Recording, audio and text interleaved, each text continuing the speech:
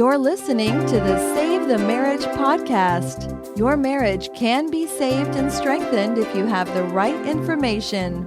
Join Dr. Lee Baucom as he explores ways for you to improve your relationship and your life, starting right now. Hi, this is Lee Baucom. Welcome to the Save the Marriage podcast. This is the podcast designed to help you save your marriage no matter what's going on.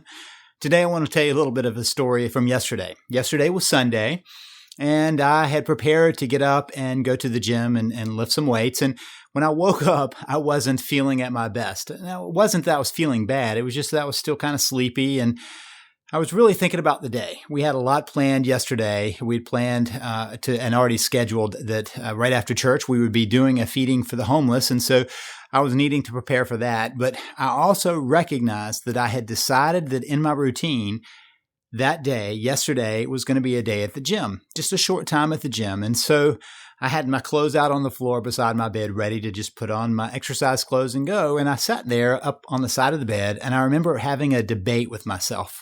Do I go? Do I not go?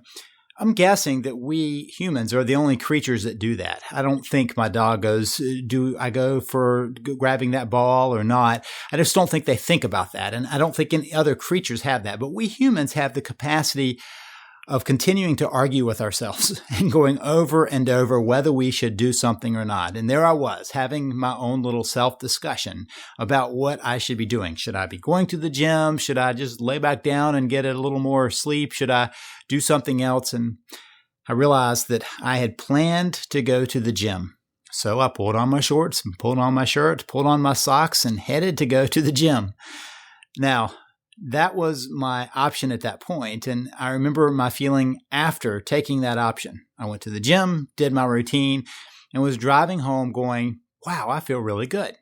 I feel good about what I did. And not only do I feel good about what I did, but I feel good because of what I did. And I realized that there's this place where I'd never have regretted having done that type of thing.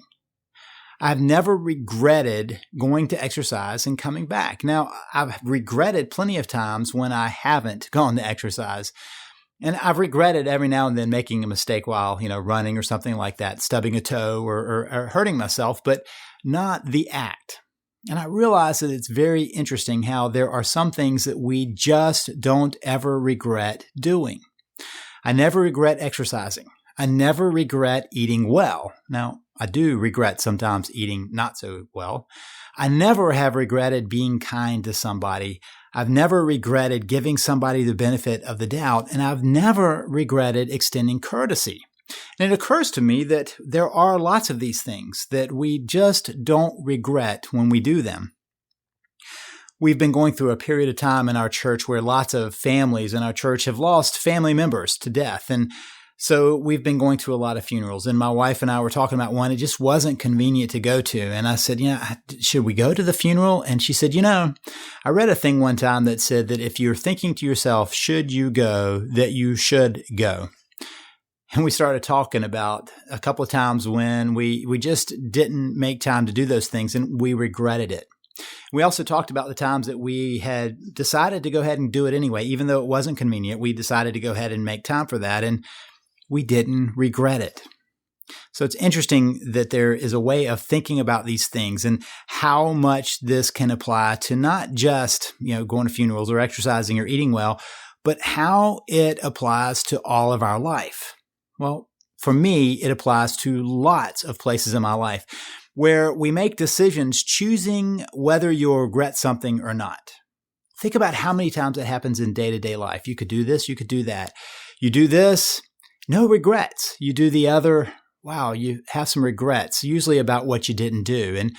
And I think about how we apply that to so many places, including relationships, including troubled marriages, for instance. A few weeks ago, I talked about double binds. If you remember, double bind is a technical term, and a double bind is basically the same as a catch-22 or darned if you do, darned if you don't kind of place where whatever you do, either way you go, you're going to be stuck.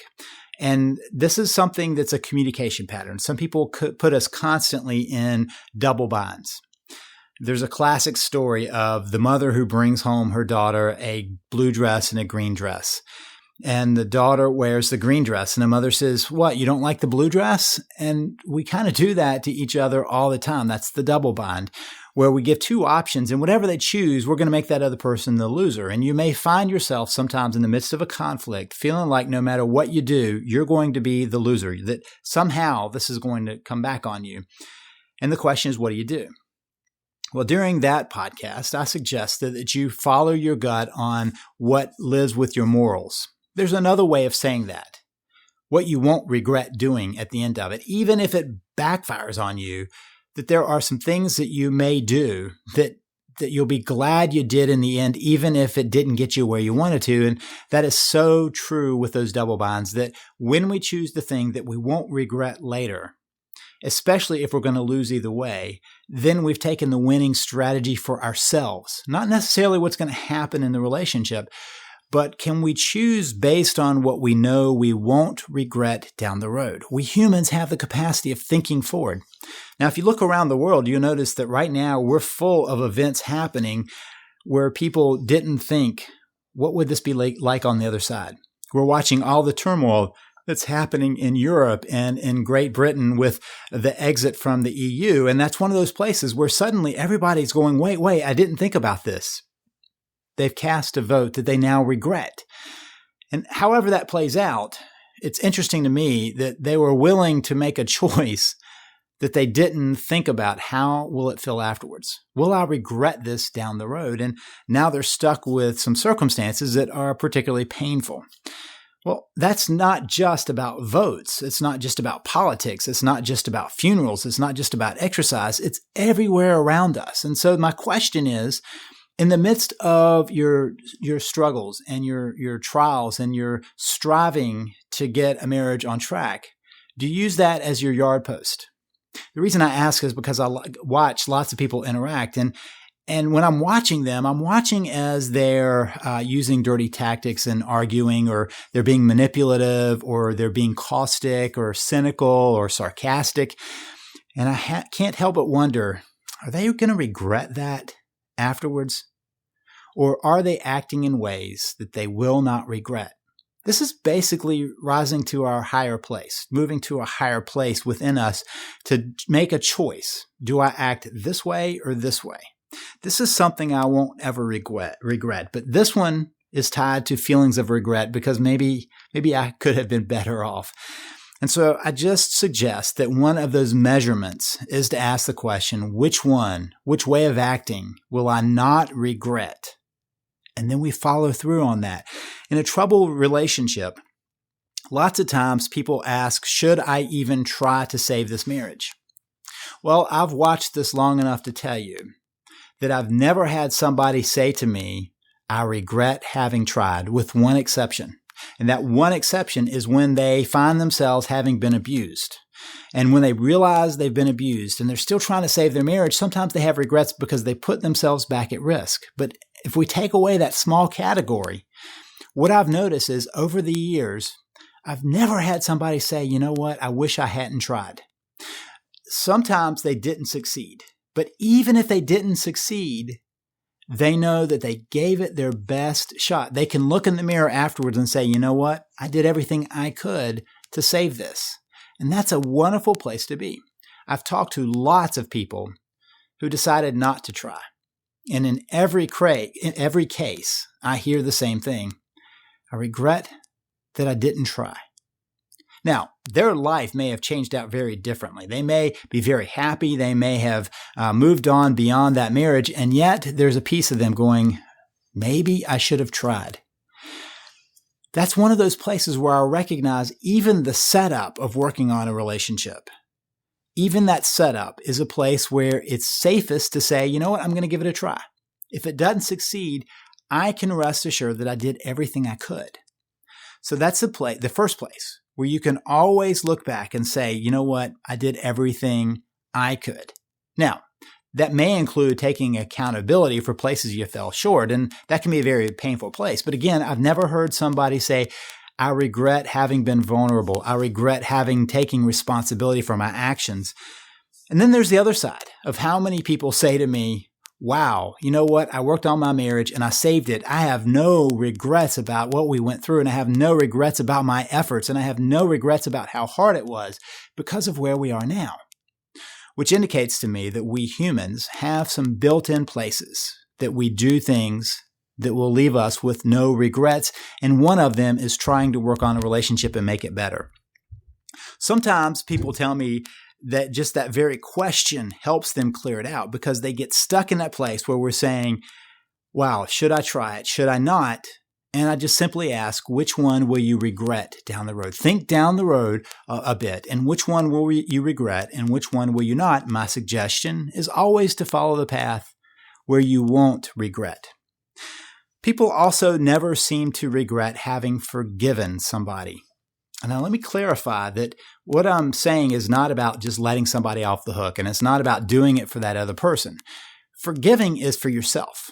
And so if there's been hurt in a relationship, nobody ever regrets truly forgiving because it frees them up to move forward. And sometimes it even frees them up to reconnect with that other person. But I've never had somebody who really and truly went through a forgiveness process that they understood what it was about to say, I regret having forgiven that person. I regret having released that from my life. That's never happened.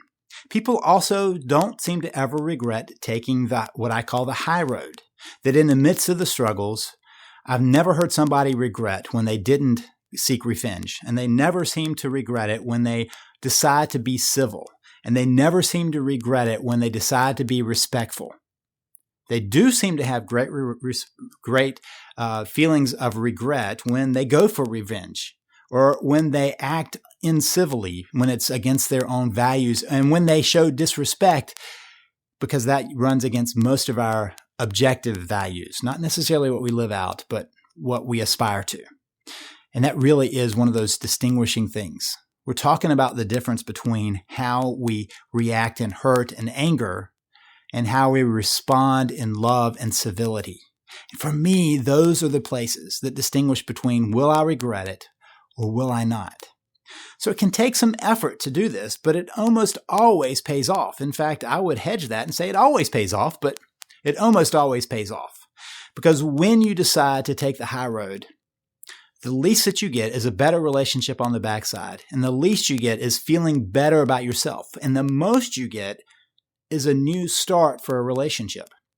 So how do you make that change in your own thinking? Let me suggest a couple of pieces. One is make a list of what do you choose that you won't regret. Just think about those things that you just know you won't regret, whether it's how you treat your spouse or how you move through this process or how you work on your efforts or how you create your plan or how you take accountability for those pieces. And just write down a list of things that you would choose that you know you won't regret. The second thing I want you to do is ask yourself, what are the things you're doing that you will regret? And think about the places. Maybe it's how you're reacting to your spouse. Maybe it's how you're buying into the problems. Maybe it's how you're responding that you don't want to. Maybe it's how you're fighting in unfair ways. But think about the things you're doing right now that you will regret a little bit down the road. Just a little self-reflection. And the second piece of that one question, what are you doing that you will regret? Just simply ask, how can you turn that around? How can you move it from doing what you will regret to what you won't regret? How can you move it from the second category and change it so that whatever you're doing is now something that you will not regret down the road? Now, this is a reminder. You can always choose your actions and your responses. Always, always. And when we forget that, that's when we end up doing those things that we regret down the road, and we don't even know how we got there because we forget that we are always choosing our actions and our responses. It's all up to you to decide how you deal with what happens. The way your spouse responds, the way the world responds around you, the way family and friends and other people are talking and moving and acting, you don't control that. But you do have control over your actions and your responses. And the simple question is, will you regret it or will you not regret it? My choice is to try as often as I can in my life to move to things that I know I will not regret I invite you to join me on that journey. This is Lee Baucom wishing you the best as you work to save your marriage. You've been listening to Save the Marriage podcast. For more information and help, please visit us at SaveTheMarriage.com.